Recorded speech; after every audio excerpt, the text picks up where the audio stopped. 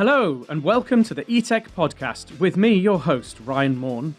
I have been involved in the development of electrified vehicles and machines since 2005 as an engineer and a business leader. This podcast is the product of my passion for electric and autonomous vehicle technology. I'm here to share knowledge from some of the world's leading experts, as well as my own insights. Join me as we accelerate the transition to cleaner, safer and smarter vehicles and grow the industry around the world.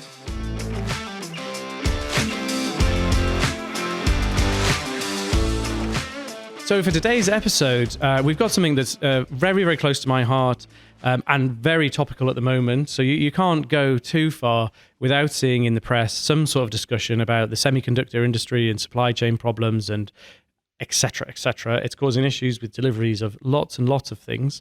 So it's an absolute pleasure for me to welcome Dr. Craig Fisher from MaxPower Semi to the show, and we're going to talk about what he is doing in his particular area of the semiconductor industry to try and launch new technologies and interesting developments to make things better. So welcome to the show, Craig. Thanks, Ryan. I hope that was an appropriate intro for you. Yeah, it sounded good. Thanks.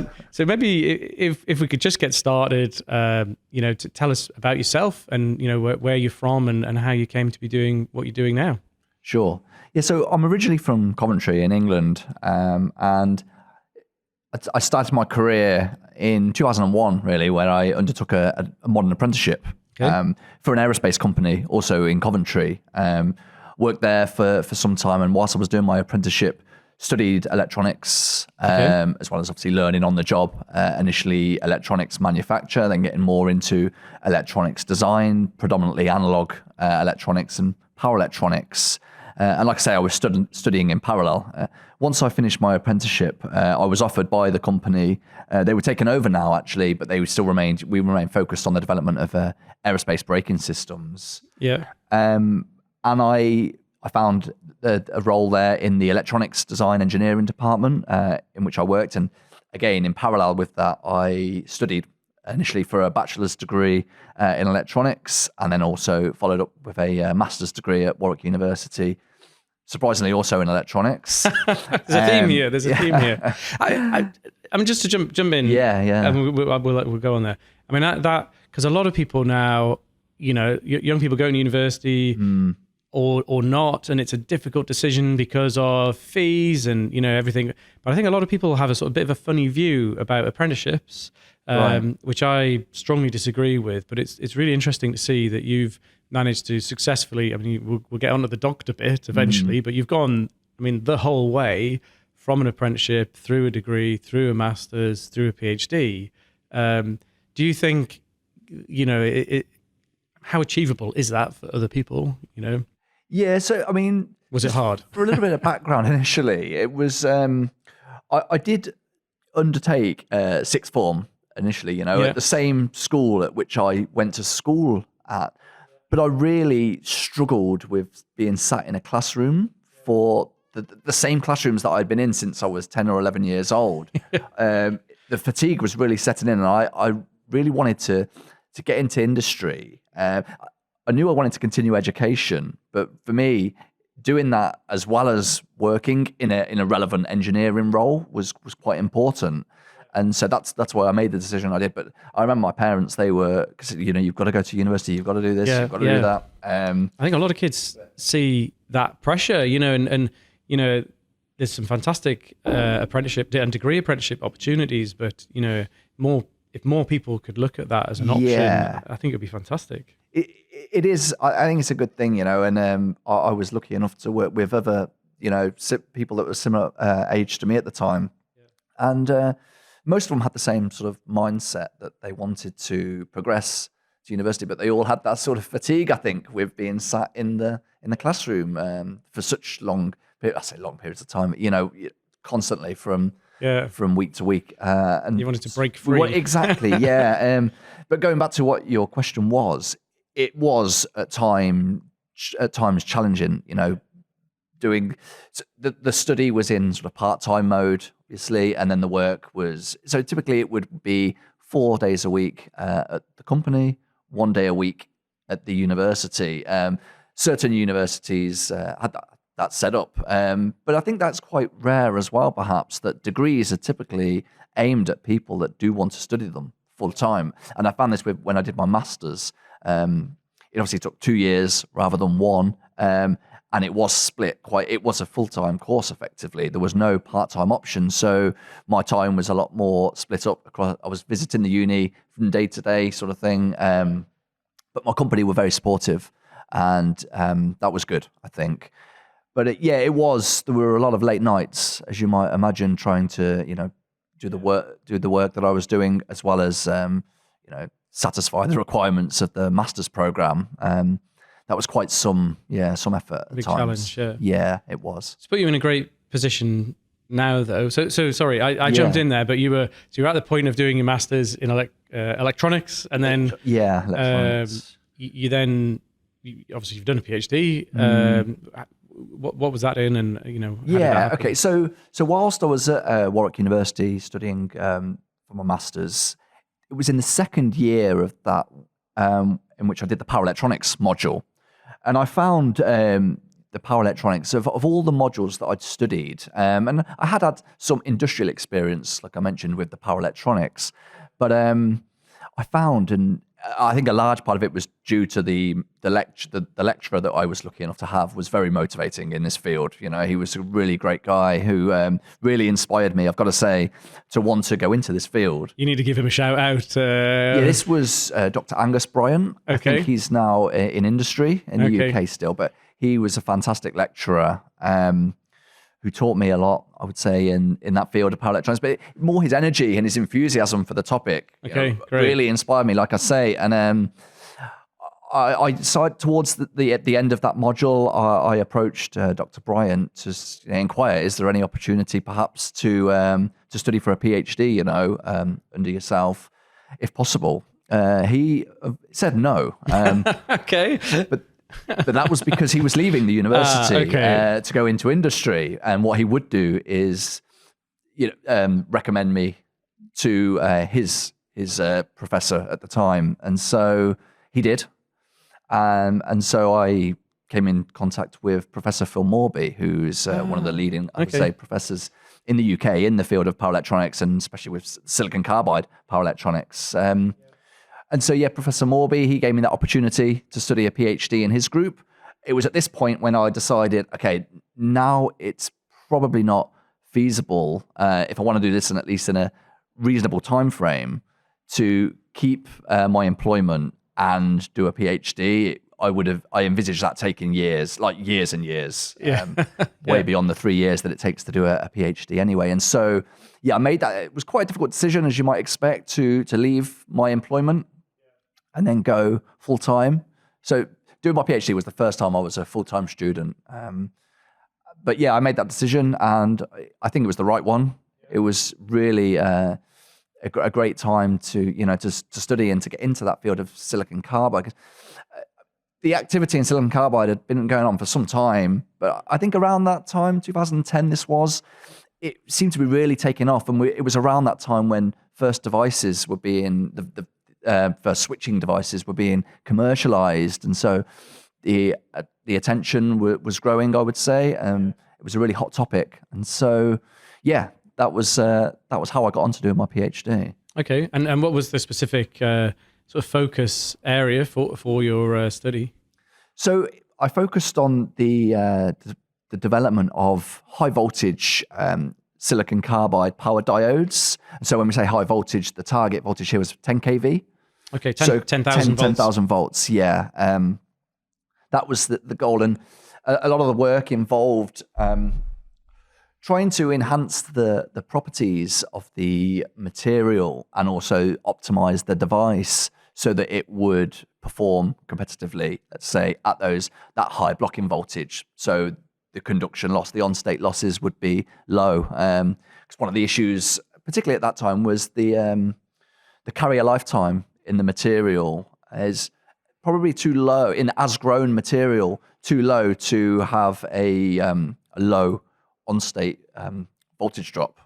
across Okay. the device. So let's roll back a little bit. So carrier lifetime. So just unpack that. Yeah. Okay. So carrier lifetime we can think of as being the average time that an electron or a hole exists for in a bulk of material. Okay. Yeah. Cool. You might imagine it's on the order of microseconds or nanoseconds. Yeah. It's not very long. But when you have a bipolar, so a semiconductor device that has a p-type region and an n-type region, when it's in conduction, you have holes from the p-type and electrons from the n-type that layers that sort of sandwich a thick blocking layer. So a lowly doped, thick blocking layer that is capable of blocking a very high voltage, but also it's relatively insulating. So in its sort of lowly doped sort of format, it would have quite a high voltage drop across it. And so high power loss, if the device was in the application, the power losses would be high. So bipolar devices, they have the they have this conductivity modulation feature, which is that describes when the electrons and the holes are injected into the bulk, this thick blocking region, and by being injected into that blocking region, they lower the resistance. I mean, you imagine there's more conductivity now in that lowly doped region. Yeah. And so they lower the resistance of the device. So that's for these high voltage devices, you need really bipolar parts to be competitive in terms of its on losses. And you'd always have a sort of trade-off there with because of the voltage level, that balance between the voltage level and the losses, I guess. Exactly. Yeah, it's a trade-off. Also, you might imagine that switching losses become more of an issue. The more charge that you're injecting into this block, the more charge that you need to get out of that region when you're switching off. And so there is a trade-off. And also from material to material, you might find that so in silicon carbide, for example, a unipolar device, so a device that doesn't have this conductivity modulation, would offer let's say a satisfactory trade-off in on-state losses versus blocking voltage compared to silicon. In silicon, really above perhaps 800 volts or so, you need to start considering bipolar devices. And so you see above 800 volts or so, you would switch to an IGBT. And so here you'd be limited in terms of switching frequency and losses. And whereas silicon carbide, you can push this a lot higher. So perhaps even several thousand volts, you could still have a high performance unipolar device. So one of the benefits of going to silicon carbide. But then up at 10,000 volts, that's pretty unusual now for any semiconductor. We're into proper, like, nothing works at that sort of level territory, aren't we? That must have been quite a challenge to I mean, everything's a challenge at such a high voltage. Yes, it was. It was difficult. I mean, the first devices that were fabricated, they didn't block anywhere close to 10,000 volts. But we did some refinements and got to the target. Oh, brilliant. Okay. Yeah, but as you say, in terms of commercial application, there are applications that would utilize such a device, but I think perhaps the volumes are so low that it doesn't make it such a commercially viable opportunity at the minute. Well, so, I mean, a lot of people listening will know sort of medium voltages and all this, but effectively, when we're talking electric vehicles, we normally are 400 volts or 800 volts, and at 800 volts, we'd be using a 1200 volt device. But at 10,000 volts, you're into the kind of medium voltage transmission grid. So it's things like solid state transformers and sort of grid connected electronics on the medium voltage system, not the regular sort of stuff that comes out the wall. It's a really important part of our energy infrastructure, but it's not a high volume application yet. No, exactly. I mean, this, it was early stage research, but the project was for a grid transmission. It was a grid transmission sort of project that I was working on. And so, yeah, the voltage ranges, as you might expect, were the devices were targeting these high voltages. Yeah. And it's I know in some mobility applications, so people are talking about really high voltages for some aerospace things and, sort of higher power into the thousands of volts because of the advantages in lowering currents, but then you get loads of other issues and stuff. So you did your PhD successfully. So congratulations, well done. Did you manage it in the 3 years? Yeah, it took slightly over 3 years. Okay. I think it was about 3 years and 4 months. Oh wow, okay, that's impressive. Yeah, when I submitted it was, I think in February 2014 when I submitted my thesis, and then had the Viva a couple of months after. Stayed on as a postdoc at the university to continue my research in silicon carbide power device, but moving towards more MOSFET devices rather than the diodes that I'd originally been working on as part of my PhD. Really, the focus shifted towards MOSFETs. Okay. Probably, yeah. So, Craig, you're here today as the UK Managing Director of a really exciting company called MaxPower Semiconductor from the USA. Can you tell us some more about them? I am the first employee, let's say, of MaxPower Semiconductor UK. One of my remits is to build the team here in the UK, which is what I'm doing. So the UK subsidiary has been set up much more recently than 2008. Only been around a couple of years. My focus is on developing silicon carbide power electronics. I do apologize to your Californian colleagues on that. But, okay. So, the whole purpose of this, so I'm learning now more and more. So you've again, though, still quite a brave move to go in on something like that, and quite different to, the university environment, your PhD and things. You wanted a bit of excitement in your life again? Yeah. So, I mean, I didn't spend so long as a postdoc, just over a year, and then I went into industry. I worked for unsurprisingly, a semiconductor company. Okay. Yeah. Also, unsurprisingly, in the silicon carbide field still. This was outside of the UK, and I spent some time there. But after a while, I moved back to the UK, and then carried on my career in the field of silicon carbide, power electronics, but more towards system design. I spent a little bit of time in the system design side of things, but then, more recently. So I've worked with MaxPower now for just under 2 years. I was approached, with the offer that we're gonna develop silicon carbide power electronics in the UK. Would you like to be involved? And this would be great. Working in the semiconductor industry is definitely my preferred industry to work in. Yeah. Oh, fantastic.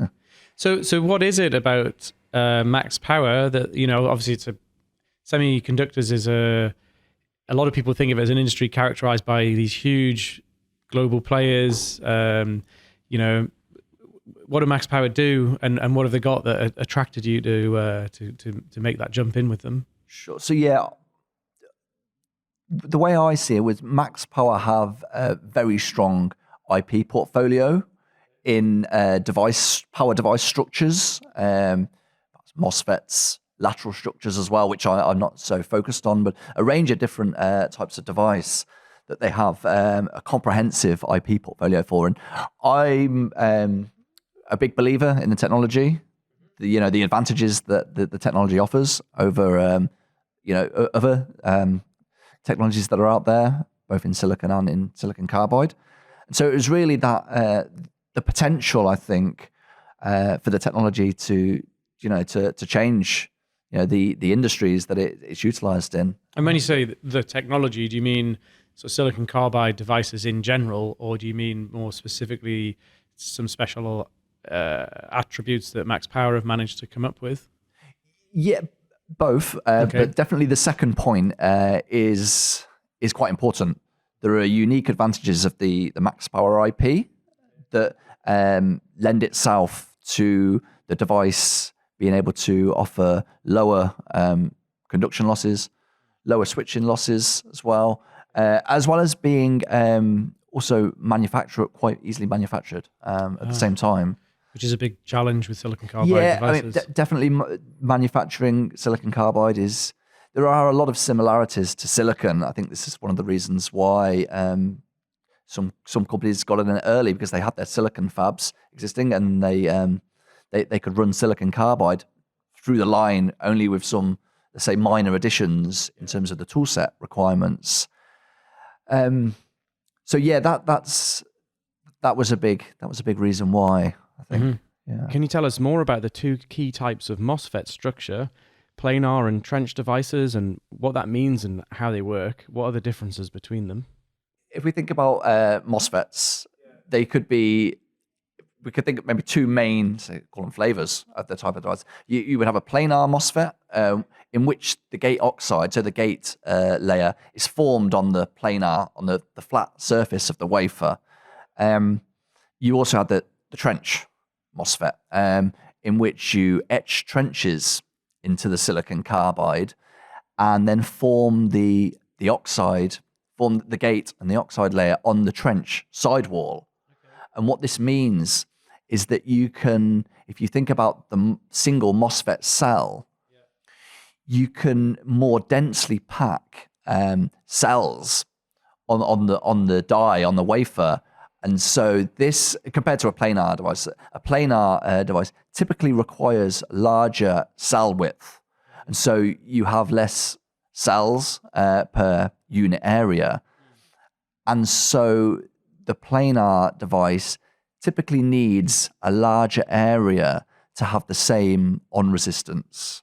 And so then that means that the trench device can be smaller for the same on resistance. And it means it can pass a higher current for the same area. And so you can put more die now on the wafer. And as you know, when you're running the wafer through the line, it doesn't matter if you've got 10 die on there or 10,000 die on there, the processing time and cost will be the same. So the more you can pack on the wafer, the better. And of course, one of the big, silicon carbide wafers themselves are pretty expensive, and you can only get them from a few places. A bit of a supply crunch actually at that end. So anything you could do to get more. But someone, I can't remember actually the podcast, but in one of the old episodes where I remember talking to someone from one of the, I think it was on Semiconductor a while ago, and they made the sort of comparison that for sort of processor technology, like conventional silicon devices, every year they get smaller and smaller and smaller and faster. But actually, the bit that we see is the faster. The reality is the thing that's making it faster is the fact it's got smaller. So the wafer has got more and more population on it. So therefore, the cost per unit has just gone down and down and down and down. But actually, in power devices, you're kind of constrained because you need a certain unit of area to pass a current, and there's not a lot you can do in terms of changing the amount of devices you've got on a wafer. For a given power or current of device. So then this sounds actually like maybe there is something that you could do, maybe not in quite the same way as on how the sort of processes have gone over the years, but an ability to get more out of the same wafer on power. Yes, by going to the trench over the planar structure, you can gain, I would say, in your in the area that you require per die. There are perhaps other processing techniques that you can use. You can also shrink the cell, but one of the things with the trench is that it does lend itself much better to device iteration after device iteration. You can more aggressively shrink the cell compared to, again, a planar device, and so you by shrinking the cell width, again, you're further improving your resistance times area product.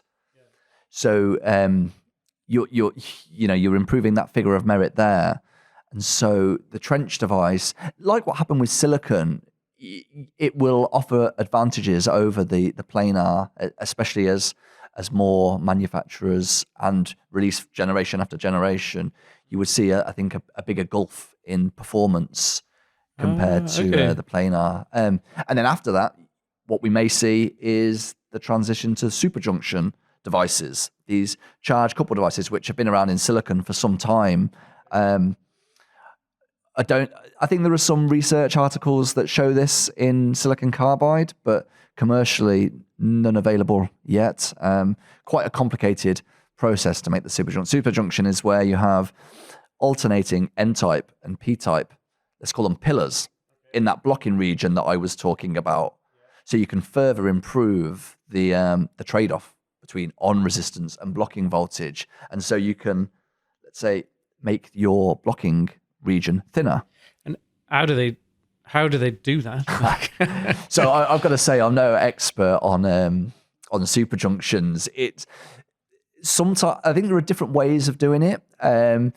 Sometimes you have to grow and then perhaps implant the alternating sort of dopant species in sort of sequential fashion. So you grow, you implant, etc., until you get to your required thickness. So quite a laborious process and an expensive process. Yeah, lots of processing steps, which is, I think people often, I mean, it's fascinating talking to you here, and the more that I learn about the semiconductor industry and the manufacturing processes, and I mean, it's mind-blowing actually what is done now and how complex these processes are, and the sort of we before we started recording made a comment about how, you know, it's probably the only industry where you need a PhD to set the machinery up, you know, and actually the skill level and knowledge base in the manufacturing side is off the charts these days, let alone the device design side. And I wonder if the industry is changing as a result of that, because there's such a high interlink between manufacturing process technology and device design technology. It's not like the old sort of silicon days where, you know, it was all so well established, and I'm not going to say easy, but, you know, you could ship it out to a fab somewhere and 3 fabs would deliver you exactly the same outcome. Whereas with silicon carbide and other compound semiconductors, it feels like it's just so difficult to make these things. There's a much higher linkage between the design and the manufacturing elements. I don't know if you do you think that's a valid kind of?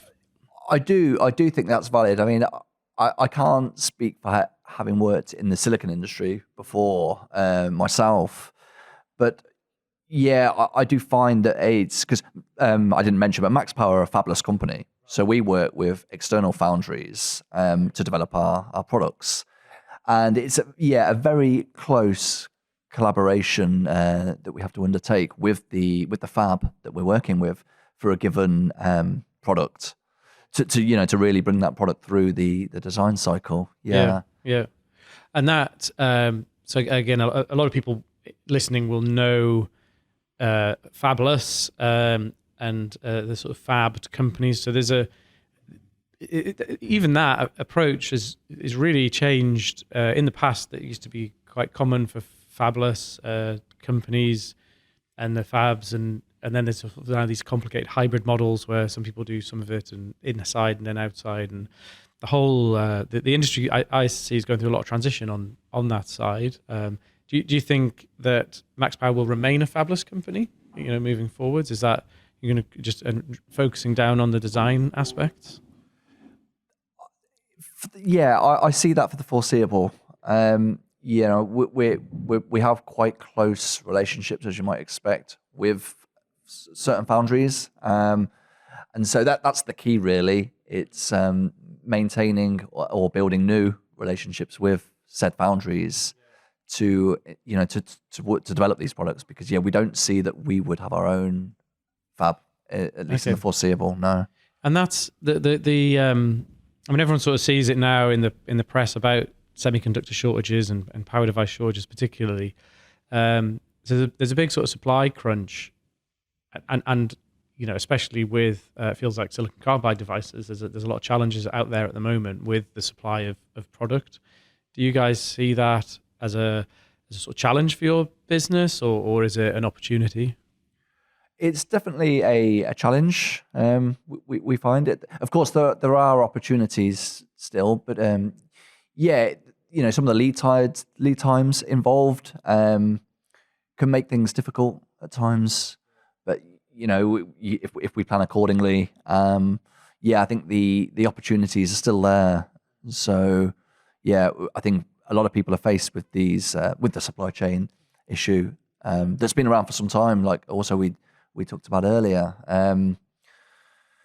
That's something that we have to be accustomed to. And constantly juggle and manage. Yes, it is. It is. Yeah. What kind of application areas and I mean, actually, even I think the business model is quite interesting. So what's the business model for MaxPower, and what kind of application areas are you aiming for? What are your key target markets? Yeah, the key markets I would say are the automotive EV market, which is clearly a growing market and forecast to be over the next years. Similarly, the rapid charging infrastructure market is another key market, and again one that we expect a lot of growth over in the 20s. But definitely the automotive industry is by far the biggest market for silicon carbide, and I think we're seeing now the more and more uptake by EV manufacturers to include silicon carbide in their systems, sort of transitioning as the battery voltage increases. I think we'll see a trend towards the higher battery voltage, which then really drives the transition to silicon carbide because of what we talked about earlier. We can have a lot lower losses than the silicon devices that you would put in there. So it may be that the silicon carbide devices that you use are more expensive at the outset, but the savings that you can achieve in terms of perhaps battery pack size or the increase in range will mean that over time the devices have paid for themselves.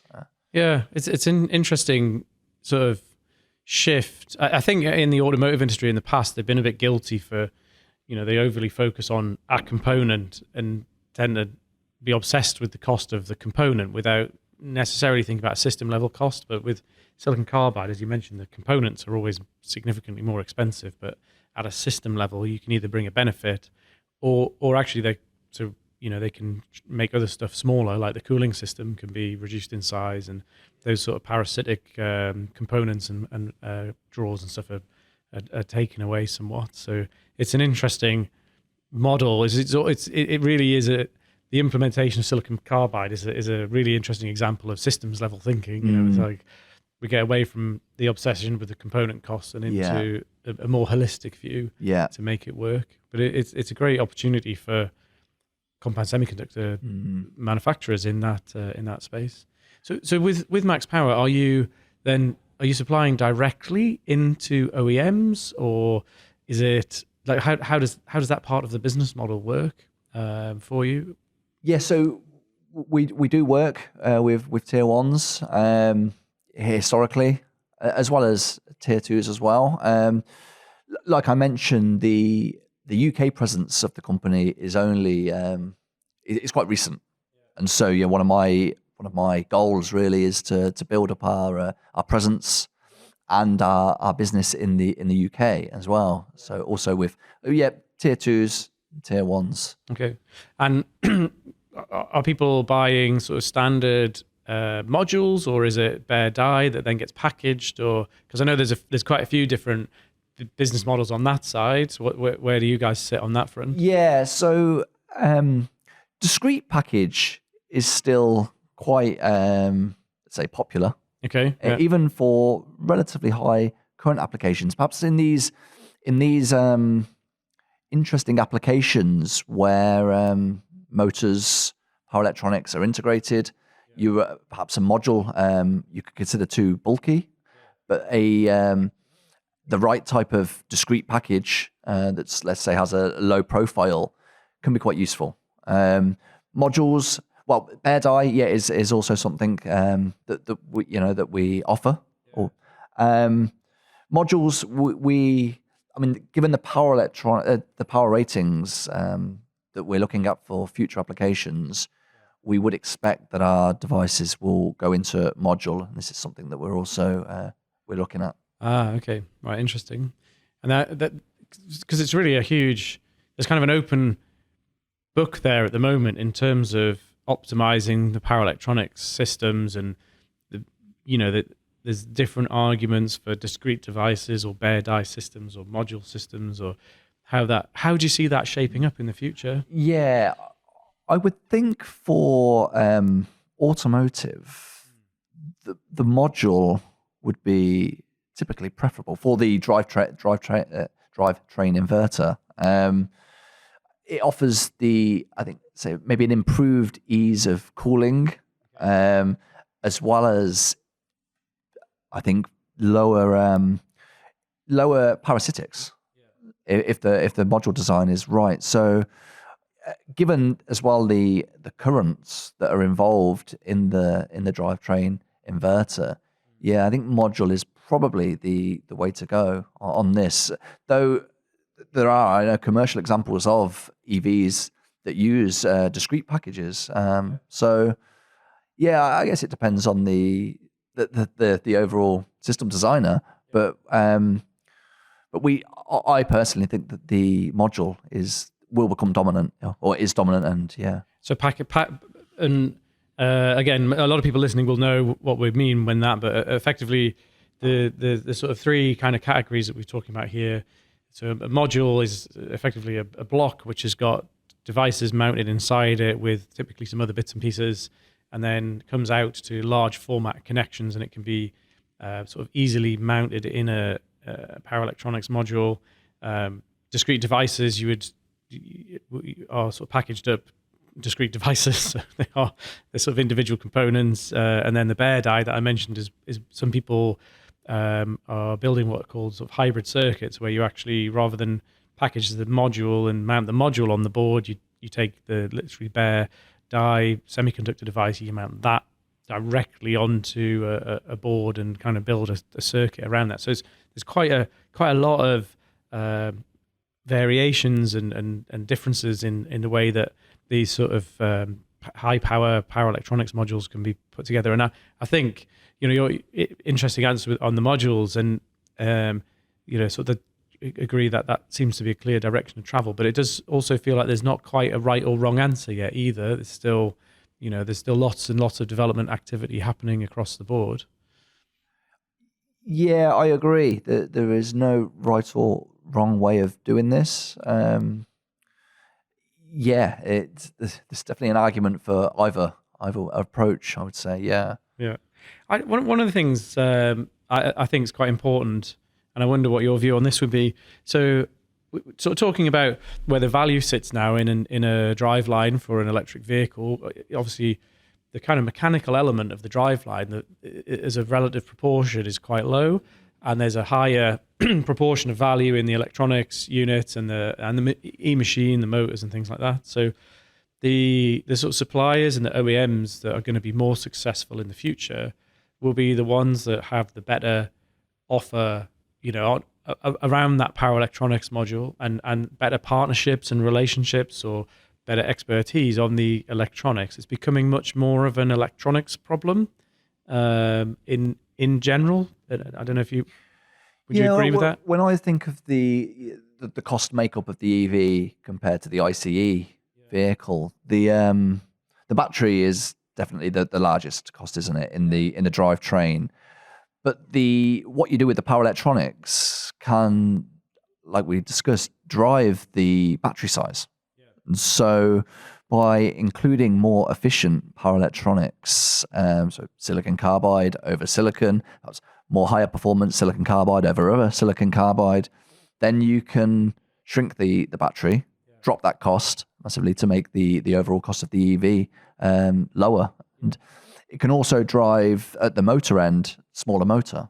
So that does mean that the focus, I think, or at least there is a big there's a big incentive to really have the most efficient power electronics unit that you have that you can have in the drivetrain. No, that's interesting, and a clear kind of direction there of more and more effort and research effort and collaborations and supply chain integration and all sorts of things to deliver on that. And we talk about power electronics, but a lot of people forget that in an EV, we've got the sort of the main unit, which is a power drive unit. So people have different names for those, but basically the electric motor that drives the vehicle and the electronics that go with it to make that work. But then there's also there's a number of other significant power electronics modules on the vehicle. So you've got that main traction drive plus typically a charger, battery charger, which is, they're getting more and more complicated with high voltage architectures and things. So, and then a DC to DC converter as well in the system. So there's a lot of power electronics content in the driveline, in addition to I'm going to say just, because that's definitely not just. But, you've got the inverter plus some other really significant power conversion devices in there as well. Do you see there being much commonality across those, or are they too distinct? No, that's a good question. So I think anywhere where you require a voltage, let's say at or above 400 volts, you could successfully implement silicon carbide. Any lower than that, it doesn't make sense. The silicon is perfectly fine for those let's say more peripheral applications. But I would say the higher voltage, so above now 400 volts, then silicon carbide, it makes sense to use. And yes, you would have they could be a similar at least device. Of course, if the drivetrain inverter has an 800 volt battery there, then you may need the 1.2 kV silicon carbide MOSFET. Whereas if the DC to DC converter is at lower voltage, then but you could, in terms of the current though, you can of course just parallel up. And I think one of the goals really for the industry in general is to perhaps have the scalable type module where you can have the same sort of footprint, or so it's segment of footprint, and then just depending on the current rating of the particular system that you're interested in, just include more die, and then you can provide that. So they've got an element effectively of sort of common componentry through the different systems on the vehicle. Yes, I think if you could keep it common and just say replicate, then that makes a lot of sense. And what do you think in terms of, so obviously the traction inverter we've talked about, and there's clear advantages there from an efficiency point of view. But then with one of the limitations on the traction inverter is your load is the motor, and your switching frequencies are somewhat governed by the speed and design of the motor. Whereas with chargers and DC to DC converters, you've got much more flexibility in terms of pushing higher and higher switching frequencies with those to shrink down some of the other components on them, capacitors and inductors and things like that. Do you see that being something people are starting to take advantage of in terms of driving those devices to higher frequencies, which would obviously suit silicon carbide devices as well as high frequency device? Yes. So, like you say, by going to the higher switching frequency on these, should we call them static applications, then you can shrink your magnetic components quite significantly. And so, the silicon carbide does open up that. That it's one of the reasons why rapid charging is an attractive market for silicon carbide. It does open up that application to go into higher switching frequency, and using the silicon carbide for that, it's far beyond what you could switch the silicon devices with the same blocking voltage at. Yeah. Okay. Cool. So I'm just cognizant of the time, and we've got to get you away. So we're about running up to time. So just to sort of draw things to a bit of an end. I mean, it's been a fascinating discussion. We probably could go on all day, I think. Like where you're down. But what? So looking forwards, over the next year or two, what are your sort of big hopes, and what are you excited about happening in the industry and with you and your company? I think overall, I'd hope that let's say the issues around fab capacity and even material supply may ease. I think one of the interesting things that's happened in silicon carbide, though it's been happening for a while, is the transition from 6-inch wafers to 8-inch wafers. Companies in the material growth side of things have been working on 8-inch material for a long time. And it's been expected, I think, for quite some time. But none is commercially available yet. And so seeing the transition to 8-inch, I think, is particularly exciting. It opens up then, of course, more volume. And so perhaps even lower you can erode the cost of the device even further now by fabricating on 8-inch compared to 6-inch, which then may lead to, I think, more widespread uptake of silicon carbide. Because that is one of the challenges at the moment, where I think if you go back 5 or 6 years, there was these forecasts of where the price was going to go, but actually the demand has been so high, new applications, that actually the cost of silicon carbide hasn't quite landed where people expect, because there's just so much demand out there for new applications. So more capacity might end up helping that, but then it's a vicious circle. More capacity, more demand. Yeah, it is. It is. Where do we stop? Yeah, when I thought, been forecasting, what I expect the trend would be over the next years for device cost in silicon carbide. Yeah, it's never been, the reduction has never been as much as what I thought it might be. And we can only learn from that. And yeah, maybe going forward, perhaps don't expect the cost erosion that some people might expect. Yeah. But I guess we will see. You would like to think that by going to 8-inch, it should force it down somewhat. Yeah. Okay. Wow. Fantastic. So that's, I've learned so much from that. I think, if anyone wants to talk to Craig about high performing trench silicon carbide devices and all the exciting stuff that MaxPower are doing, I'll put some links down in the show notes so you can connect up with him and make further contact. But it's really exciting to see what you're doing. Obviously great. I genuinely didn't realize in terms of their presence in the US already. So fantastic that they've come across to the UK and that you're building a team over here as well. So it's really great to see what you're doing. And thank you for giving me a little bit of time this morning to talk about it. Yeah, no problem. Thanks, Ryan. Yeah, it's been good. Okay, cheers.